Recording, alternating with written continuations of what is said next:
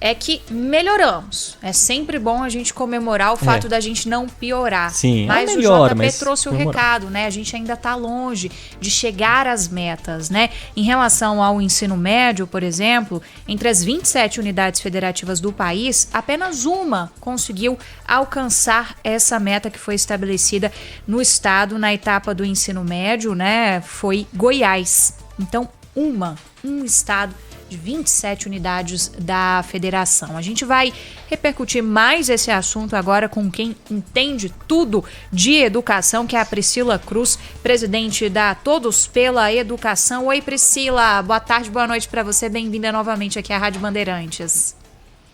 Boa noite a vocês, todos os ouvintes, um prazer falar com vocês de novo. Priscila, qual o diagnóstico a partir desses dados, hein? Eu fico pensando como vamos estar discutindo os dados das futuras avaliações do IDEB depois dessa pandemia, né? É verdade, Isabela. Olha, esse aqui é um resultado que a gente, assim, tem o que comemorar, tá? Assim, não é um resultado ruim. Eu sei que a gente não conseguiu bater a meta em muitas etapas, em muitos estados, em muitos municípios. Isso realmente é uma realidade, mas uma realidade persistente do Brasil que precisa ser mudada. Mas o ensino médio reagiu forte, né? Ele vinha subindo 0,1, no máximo 0,2 pontos do IDEB a cada edição, a cada 2 anos.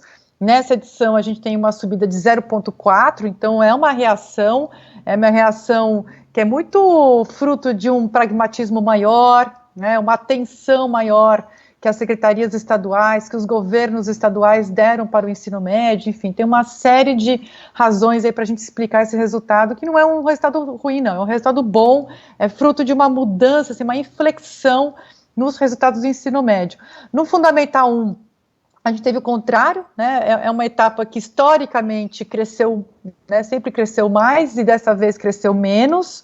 É o contrário, né? Ela crescia mais ou menos 0,4, 0,5 a cada edição e dessa vez ela cresceu 0,2. Então, é um crescimento um pouco mais tímido, né? Então, é um ponto de alerta. Agora, essa tua pergunta é a pergunta de alguns trilhões de reais, né? Porque como o Brasil vai sair dessa pandemia vai definir, no campo educacional, vai definir o país, né? E a pandemia, certamente, ela já causou um estrago muito grande na educação, na aprendizagem, no aumento da desigualdade, no aumento da evasão, né? Os alunos não vão voltar, isso vai acontecer. O que a gente precisa agora é colocar muita força, muita energia, boa gestão pública para recuperar esse tempo passado e não assistir o próximo IDEB, que é o IDEB de 2021, que será divulgado em 2022, o IDEB com uma queda muito acentuada. Então a gente precisa ter muito esforço aí, de fato, preocupa a próxima edição do IDEB.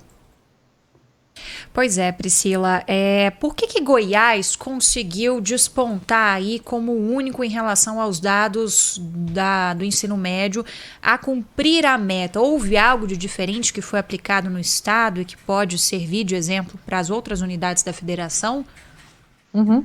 Olha, Goiás é um estado que tem um histórico de bons secretários de educação, né, há muitos anos, não é apenas de agora. A secretária atual é uma ótima secretária, mas a gente tem um histórico, isso tudo em política educacional é assim que funciona, né? A gente tem um acúmulo que vai acontecendo ao longo do tempo, por isso que é tão importante a continuidade de políticas públicas. Esse acúmulo, ele vai fazendo com que os resultados fiquem maiores ano após ano, e foi exatamente isso que está acontecendo em Goiás. A mesma coisa, Ceará no ensino fundamental, né? O Ceará, ele tem há mais de 20 anos uma política muito consistente, constantemente melhorada, que faz com que das 100 melhores escolas brasileiras no ensino fundamental, 81 sejam do Ceará.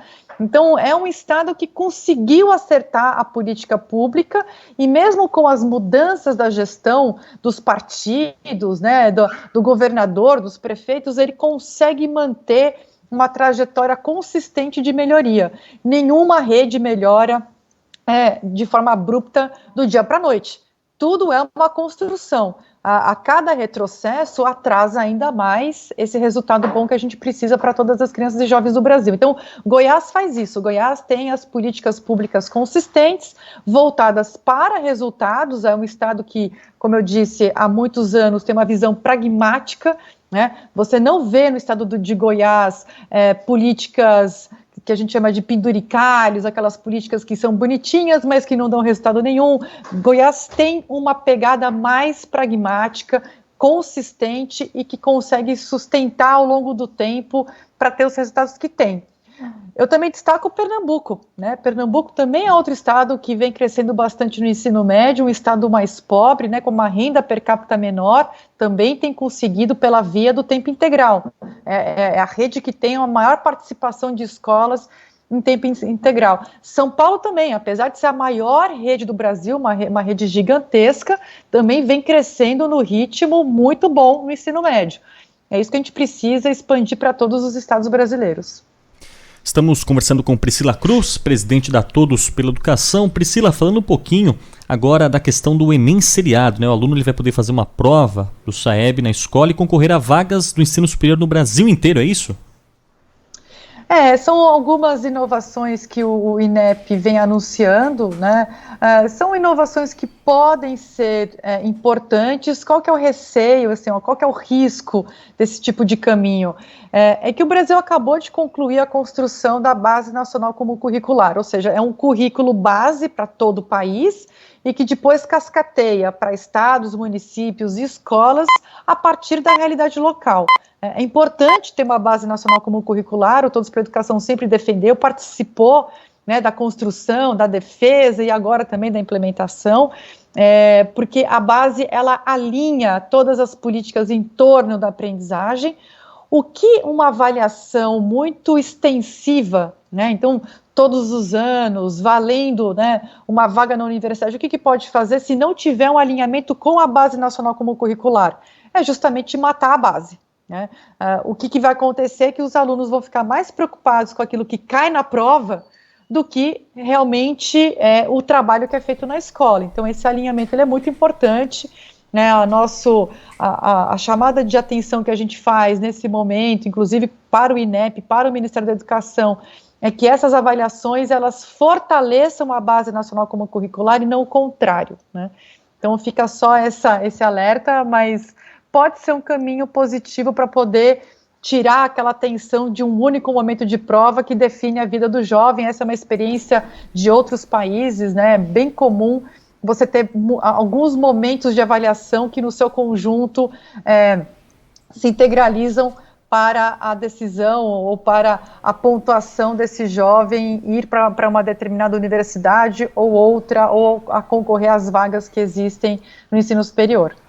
Priscila, uma ideia que é bastante defendida até pelo governo Bolsonaro, que tem projetos nessa linha, é do homeschooling, né? Uma das bandeiras, e agora nesse segundo semestre, uma das ideias que vão surgindo ali no âmbito do Congresso Nacional é tentar voltar a alavancar um pouco essa pauta de costumes do governo Jair Bolsonaro. Como que o homeschooling pode se situar nessas discussões que a gente tem, por exemplo, de ensino médio, de pandemia, em que houve aí um ensino domiciliar muito frequente? Claro que não foi para todos, não foi da mesma forma para todos, mas muita gente que sequer teve contato antes com essa educação à distância passou a ter de uma forma obrigatória, né, de certa forma. Essa discussão, como é que se insere nisso? O que a gente tem que estar atento quando a gente fala do homeschooling, hein? Sim, olha, essa pergunta é importante, porque de fato a gente está num governo que tem uma agenda de costumes, como você bem disse, eu diria uma agenda ideológica ou uma agenda que é para agradar determinados grupos, não necessariamente é uma agenda pró-aprendizagem, porque a agenda pró-aprendizagem é uma agenda baseada nas evidências em relação àquilo que realmente funciona para garantir a aprendizagem de todos. Ensino domiciliar está longe disso. Não existe nenhuma evidência que o ensino domiciliar vai ser o mecanismo pelo qual as crianças vão conseguir aprender mais, né? E o que está acontecendo nesse momento da pandemia não é homeschooling, é ensino remoto, que acontece em casa, mas não é homeschooling, porque o homeschooling ele não é um ensino remoto que a escola provê esse ensino remoto e o aluno que está em casa aprende com outros colegas que estudam na mesma classe. O homeschooling é aquela criança ou aquele grupo de crianças daquela família sendo ensinados por tutores, pela própria mãe, pelo próprio pai, é um outro sistema muito diferente do que a gente está vendo agora. É um sistema que me preocupa, porque a aprendizagem escolar, a convivência da criança na escola, a convivência com os amigos, com amigos que pensam diferente dele, das crianças, a convivência com professores, com educadores, com outros pais. Essa convivência é que faz com que a formação escolar, a formação integral desse estudante aconteça, né? É muito fácil a gente imaginar que essa criança, esse jovem que fica em casa estudando apenas com livros ou com materiais didáticos que a própria família escolhe ou seleciona, vai ter uma formação muito restritiva, né, em relação à visão de mundo, e até porque a gente aprende com o outro, a gente aprende com a dúvida do colega, com a interação, quando a gente ajuda o nosso amigo que está com dificuldade de matemática, a gente ajuda, ou ao contrário, quando a gente está com dificuldade em matemática, em geografia, história, o nosso colega ajuda, a gente trabalha em grupo, a gente faz projeto. Então, tem uma série de abordagens, estratégias educacionais que só são possíveis quando o processo educacional é coletivo. E o homeschooling, por definição, é um processo individual, é um processo de um grupo muito pequeno, ou às vezes só de uma criança que fica em casa estudando sozinho. É uma coisa um pouco idade média, não faz o menor sentido no século XXI a gente falar em homeschooling. Sem contar, né, Priscila, que talvez no Brasil, principalmente, muitos pais não teve uma base ou tem a capacidade assim, né, intelectual de dar aula para o filho de todas as matérias, né? Por isso a importância também da escola. Exatamente, e ser professor é uma profissão difícil, complexa, não é para qualquer um mesmo. Acho que por trás dessa ideia de homeschooling tem uma concepção, uma noção de que qualquer um pode ser professor. Se eu sei fazer uma equação do segundo grau, portanto eu consigo ensinar uma criança, um jovem a resolver uma equação do segundo grau. Não é assim que funciona, né?